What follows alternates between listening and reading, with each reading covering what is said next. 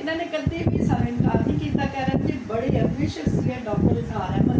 ਤੁਹਾਡੇ ਲਈ ਕਮੈਂਟ ਕਰ ਰਹੇ ਨੇ। असल खूबसूरत आप जी असल चीज़ ये कि आप बहुत बड़े प्रमोटर ने, दूसरे बंदे को अगे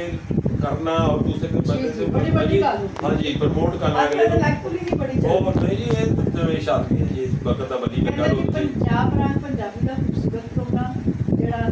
गुजरात साहब ਤੁਹਾਡੇ ਨਾਲ ਸਜਿਆ ਸੀ ਸਾਡੇ बेहद मशहूर है। वारस अली वारस फिर तो साढ़े नाल ने कहते हैं कि बहुत वधिया जी सलामत रहो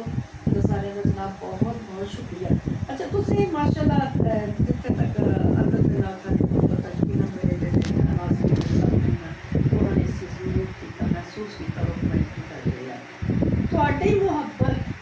ਉਹਨਾਂ ਦੇ ਨਾਲ ਹਾਲੇ ਤੱਕ ਇਹ ਜਿਹੜੀ ਸਥਿਤੀਆਂ ਕਾਇਮ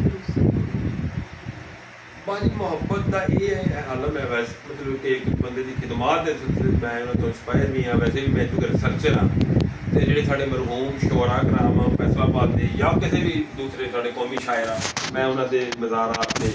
आखिरी रामगांव से जाके डॉक्यूमेंट्री बनाना तो फुल लैके जाना बकायदा उत्थे गुलाब के फुल दी पत्तियां उत्थे उन्होंने पाई दी जाके हार पाए गल फुलों के तो फिर उन्होंने बारे पूरा मजमून लिख के फेसबुक के उत्ते लगाना उन्होंने खिदमात का दसना लोगों को जिन्होंने मैं कुछ नाम जो तुम दसदा वा साढ़े फैसलाबाद के जोड़े यानी कि जनाब नूर मोहम्मद नूर मुरसल भी बहुत बड़ा नाम है। फिर तो बाद मेरे बहुत ही प्यारे उस्ताद मोहतरम सी प्रोफैसर गुलाम शौक साहब डॉक्टर शौकत अली कमर साहब मेरे उस्ताद सी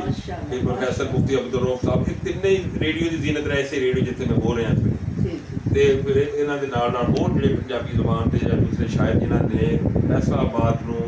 यानी अपनी रचनावां दे नाल मालामाल किया उन्होंने साइम चिश्ती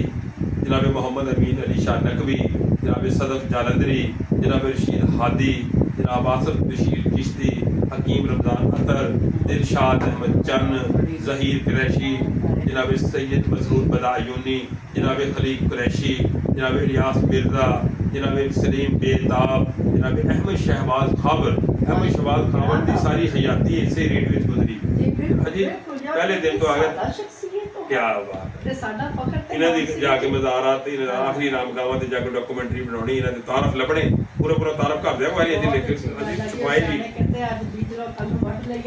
अगर 80 किस्म याद रखते इंशाल्लाह जान तो बाद सानू भी तुझे याद रखेगा। जैक बाबा तो ने जी मोहम्मद मीरन चिकरानी तुझे सलामत रहे।